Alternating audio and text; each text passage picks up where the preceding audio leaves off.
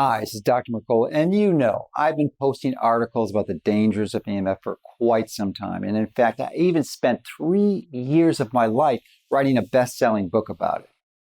Now, it's important to know that not all EMFs are bad. In fact, sunlight is your classic example of a good EMF. And you need to have regular exposure to this EMF to stay healthy. But even with this beneficial EMF, if you overdo it by staying in the sun for too long, you're going to damage your body. Similarly, we have been exposed to natural EMFs since the beginning of recorded history. However, this exposure has radically increased in the last 100 years. How much? Great question. You know, I lecture quite a bit and I ask people this in my lectures, and typically I get responses like 100, 1,000, and some brave soul might mention 1,000,000 or even 1,000,000,000, but they're wrong. Because it isn't 1,000,000,000. It isn't 1,000,000,000,000. It isn't a quadrillion. In fact, it's 1,000,000,000,000,000 fold. Now, folks, that is 10 with 15 zeros after it. And it doesn't stop there. SpaceX and Amazon, they're planning on launching over 50,000 satellites to blanket our entire planet with even more EMFs that can increase that already extraordinary, almost incomprehensibly large number by another 100 times. So what can you do? Ideally, it is best to reduce your exposure as much as possible. The two most important areas where you can have control are your cell phone and your home Wi-Fi router. Now, it's best to keep your phone in airplane mode unless you're actually using it.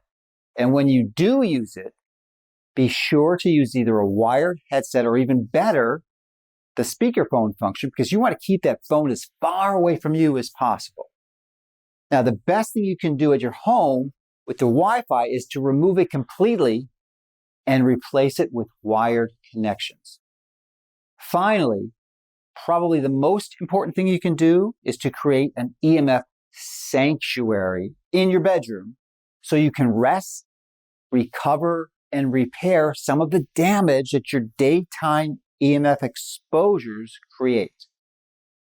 So it's important to realize that there are basically 3 types of EMF sources you need to minimize: electrical, radio frequency or RF, and magnetic.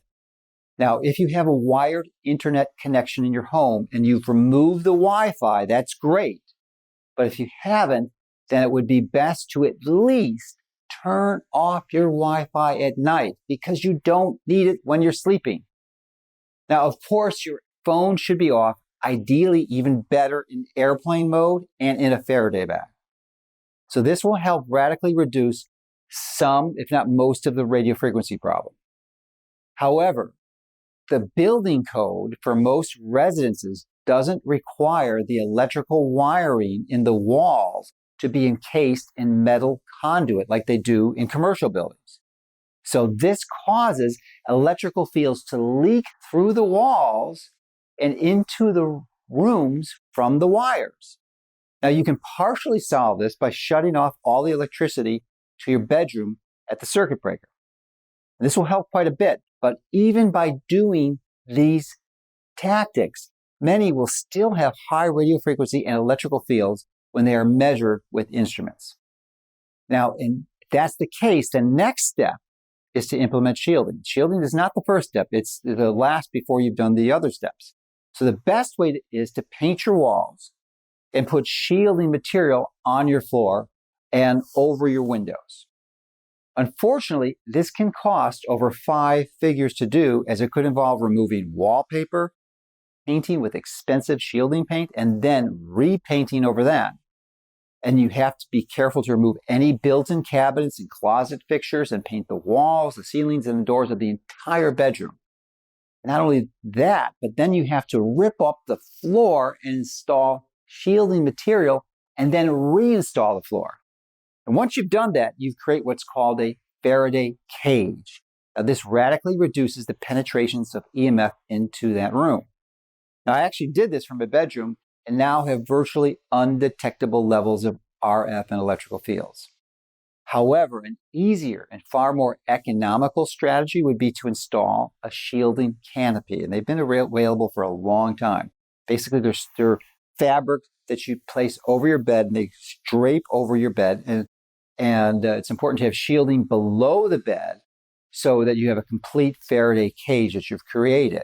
And this is true even if you live on the first floor, as these EMF fields can easily penetrate through a concrete slab. So even though this is a less expensive solution than shielding your entire bedroom, it's still going to likely cost around $2,000. So the least expensive solution would be a portable EMF sanctuary. This is something I've developed for myself to use when I have to travel. Now, it took me over 3 hard years to refine the design of this sanctuary to make it easy to assemble, portable, and easily zipped up. Now, the zippers were a major problem as they created leakage points, and we needed to develop a special solution that would completely seal the sanctuary. Now, one of the best benefits of this sanctuary is its price. It's about 75% less than a traditional EMF bed canopy. It took us over 3 years of persistent, diligent work to overcome these challenges. We had to develop over 20 prototypes before we settled on the final version. So please continue to watch this video so you can actually see what this EMF sanctuary looks like and how it is able to reduce your exposure to these fields so you can take control of your health.